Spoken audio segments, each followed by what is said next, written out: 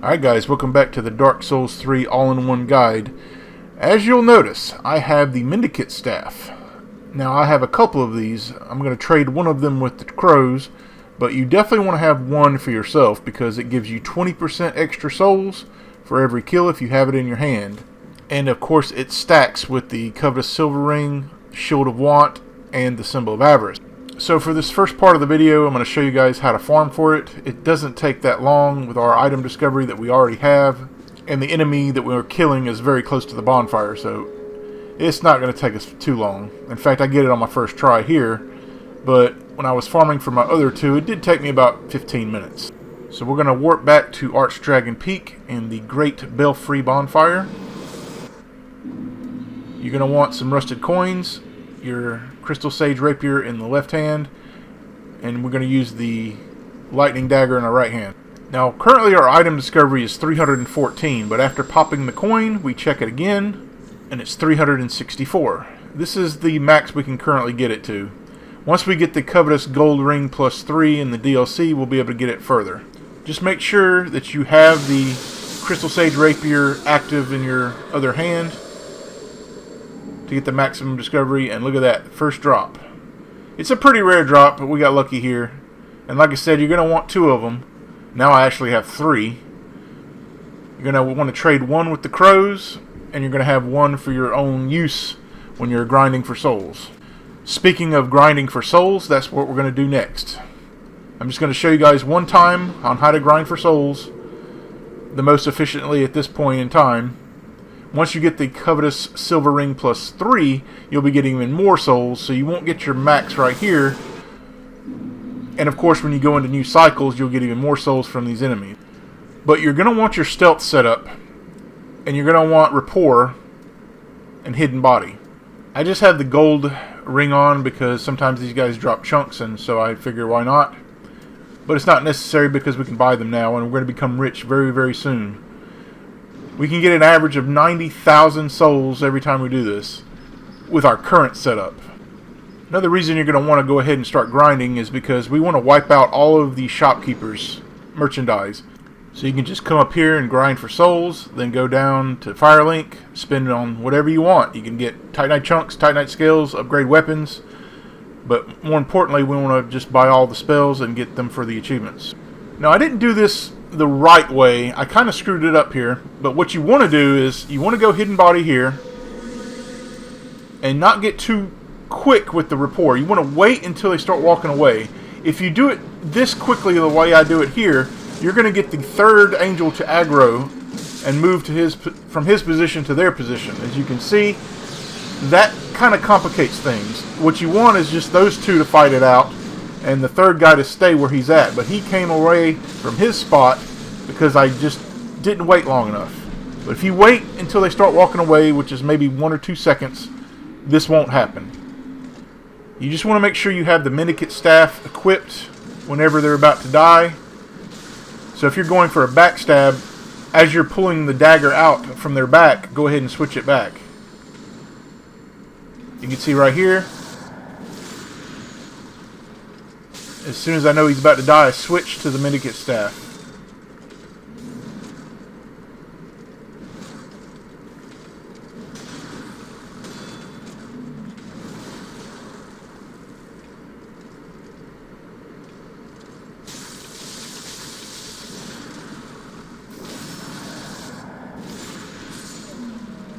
You should get 30,000 per kill.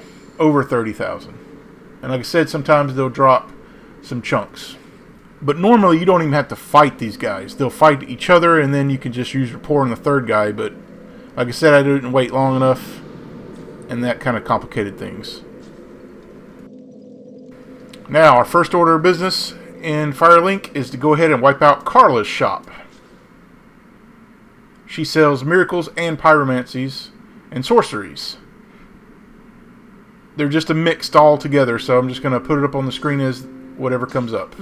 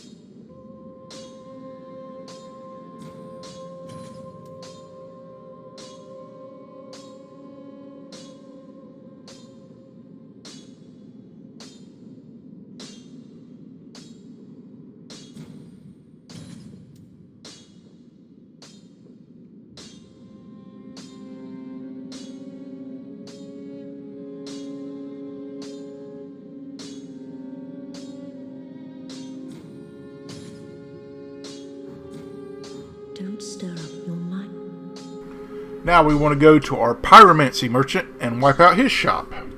At least all of his are pyromancies and not mixed up.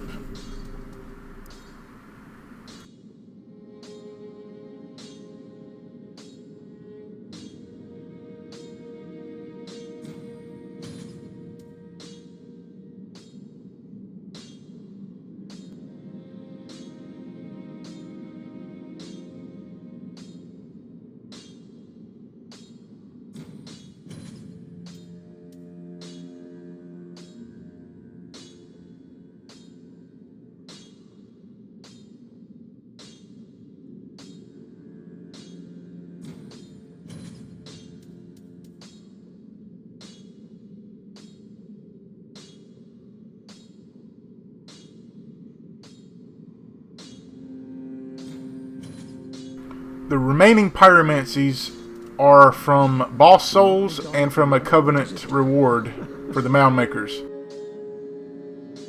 Back again. Perfect.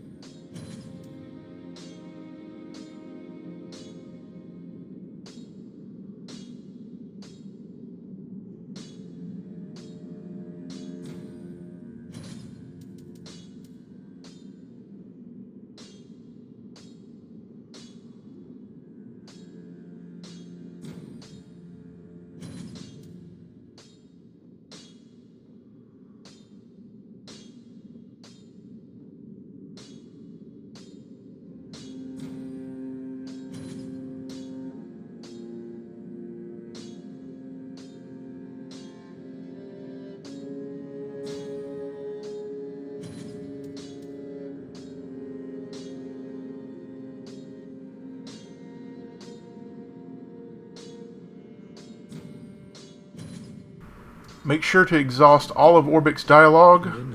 A source of wonderful and advocate here. All you are no all the if this were well, I would hate to see better left.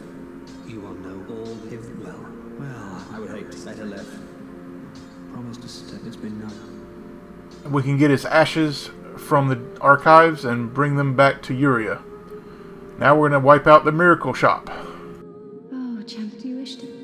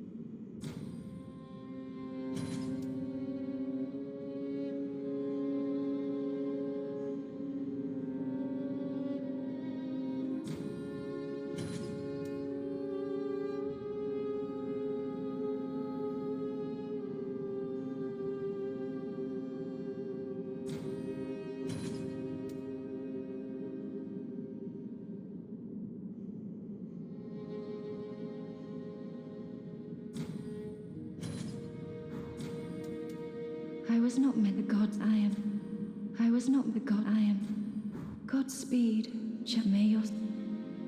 Once you've purchased all of Irina's miracles, you can go back to the cell in which you found her, and you can get her bodyguard's gear. It'll just be lying there.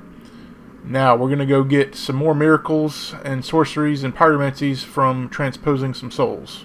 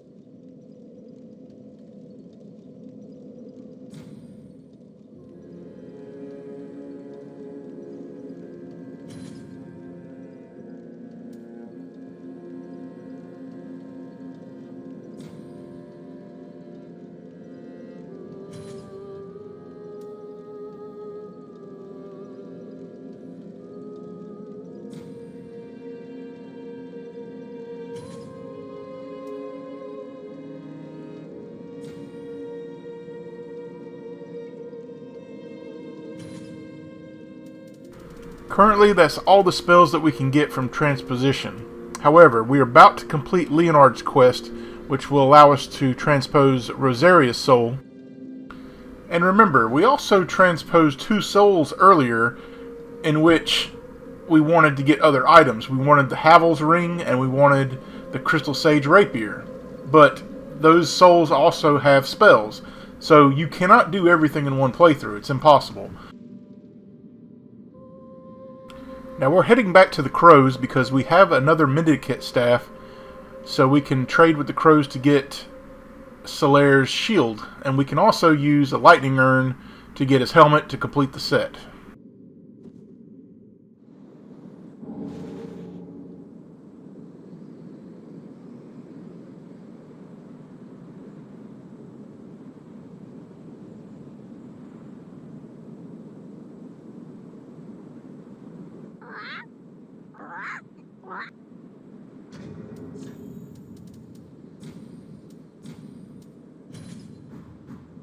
Bumperum.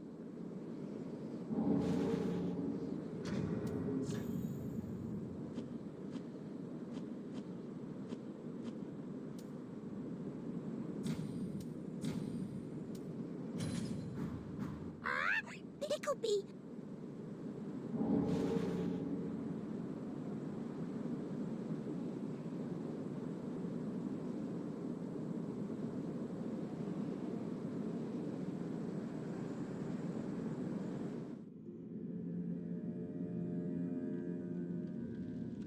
Well,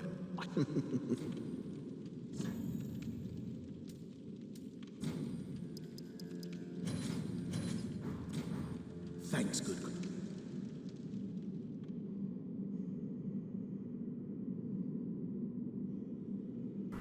Make sure to give the Dragon Chaser ashes to the Handmaiden if you hadn't already, which I haven't, so we're going to go ahead and do that now.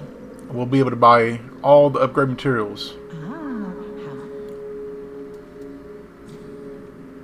Gracious, let the I only hope.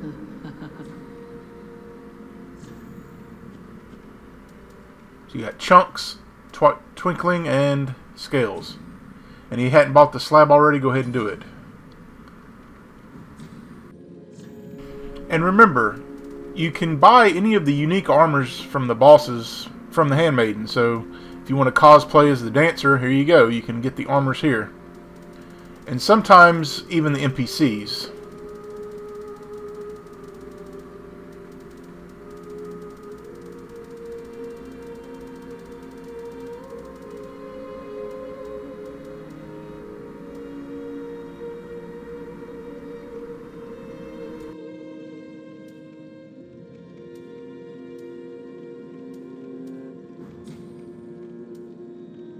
Ashen one.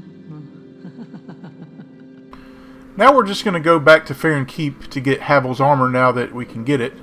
Once you kill him in Archdragon Peak, it will appear there. And then we can go back to Irina's cell to get her bodyguard stuff.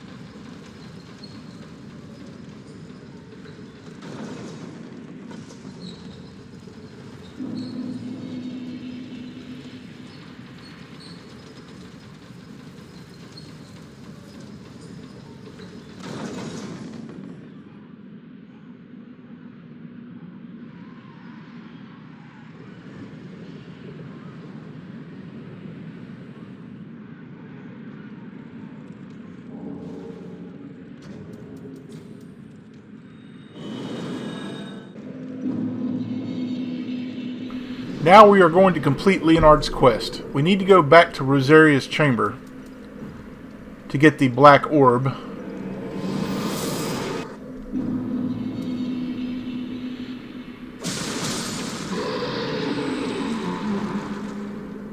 There is no sense in giving the soul back to Rosaria. It does you no good in any way, but you can transpose it to get a miracle, which you definitely need for the achievement. So don't even think about being a good Samaritan like you were in the first game and giving the Firekeeper's soul back. It's not worth it.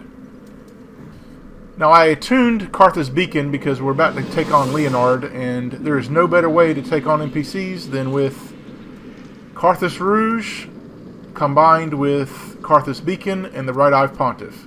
I haven't found anything better. Although I did make a mistake here and forgot to de-equip the lightning dagger, and you cannot buff a lightning-infused weapon, so yeah, I made a mistake and got killed. So I'm going to do a quick edit up here. That's why you'll also see Leonard, his dialogue changing, saying, "Back for more, eh?" Because he had just killed me. But you will not, you lose any souls for dying here. You just have to reactivate the orb.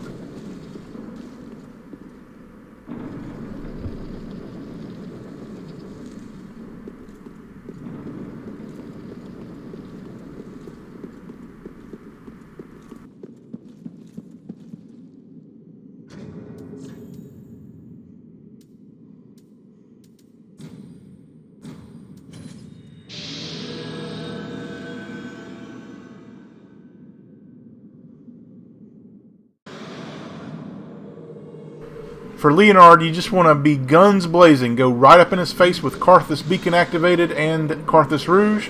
Don't give him a chance to heal. Tank hits if you have to. He'll be dead before he kills you.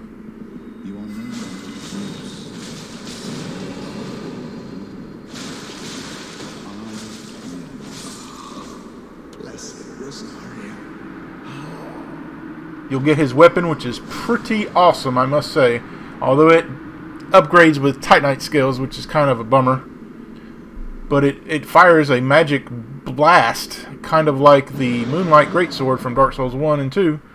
The Crescent Moon Sword, a very cool weapon. Now that we have the Soul of Rosaria, we're not going to waste any time. We're going to go transpose it immediately.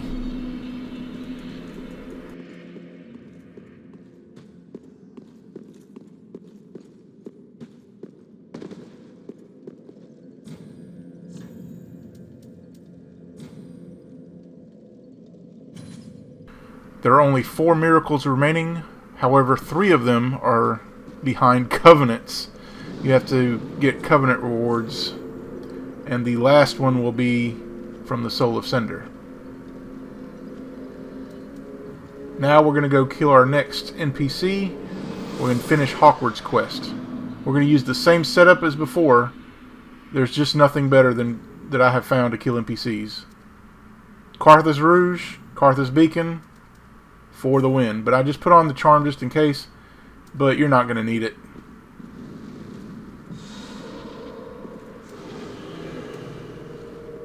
Once you find an opening, just don't stop hitting him.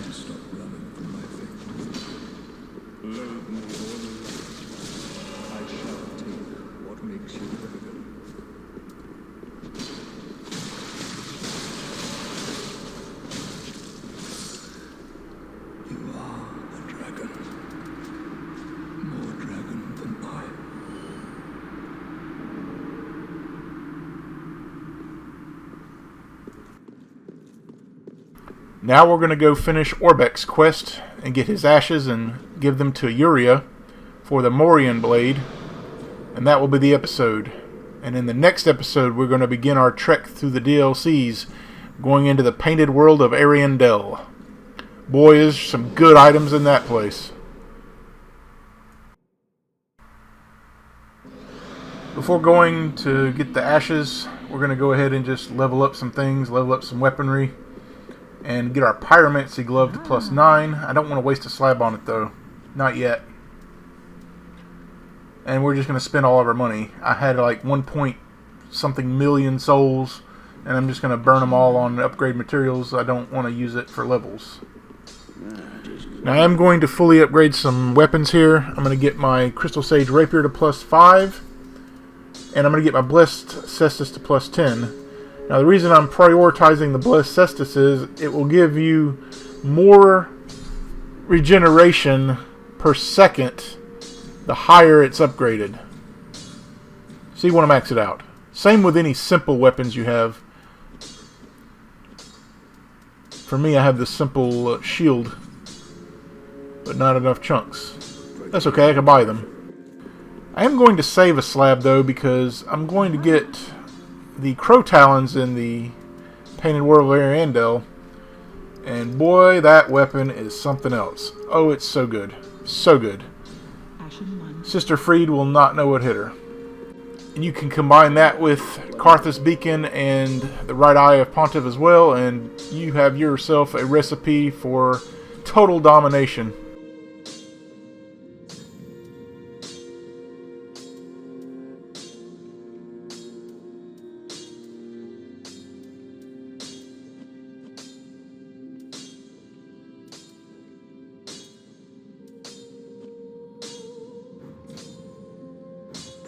Be careful.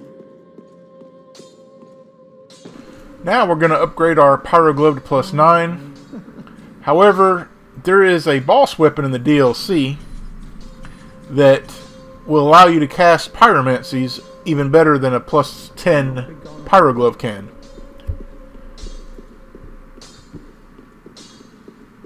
So that might want to save some skills for that if you're interested in Pyromancy, because boy, that thing is awesome too.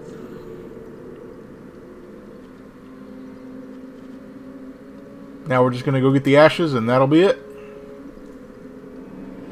The ashes are located in that room where all those scholars were. You can just take the first shortcut you opened up, and it'll be on the table.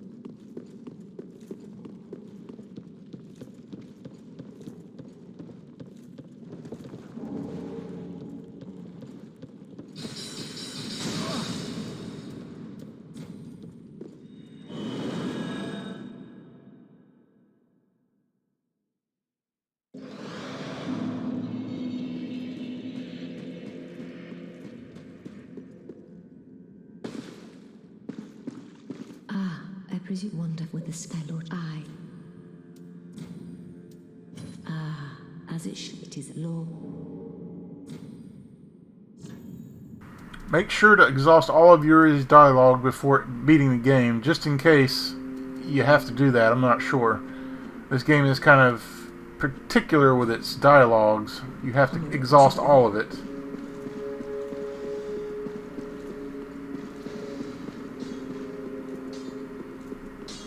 And here I'm just going to blow all of my cash on chunks.